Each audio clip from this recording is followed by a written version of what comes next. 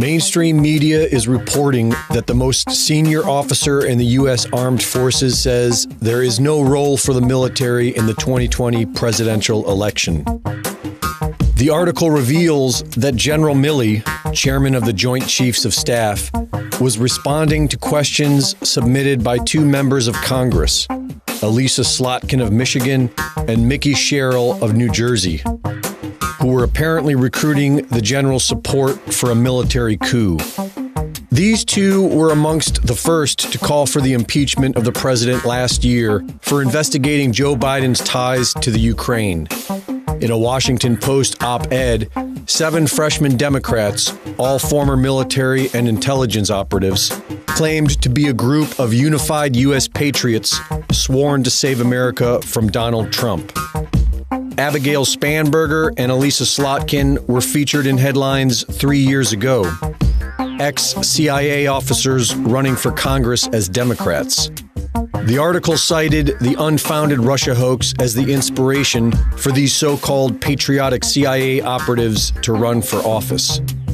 NBC wrote that these CIA agents were fed up with the president, and their new mission was to foil Trump. The move by the CIA to run agents in the 2018 elections came almost immediately after the president ordered devastating bombings of Afghanistan heroin operations, an operation that many believe was run by the CIA. This is not surprising. The CIA has been involved in the international opium market since their inception in 1947, when agency operatives worked with the Italian mafia and used heroin profits as CIA funding. Slotkin and Sherrill were not the first to request the U.S. military's assistance in their coup d'etat against President Trump.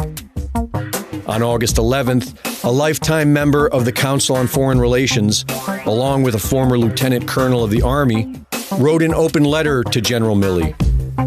Like out of a Philip K. Dick novel, they predicted that Trump was mobilizing a secret army and threatened that General Milley would be guilty of treason if he would not help them remove the president from office. The publication of General Milley's response to these CIA operatives is a sign of the American deep state's weakness.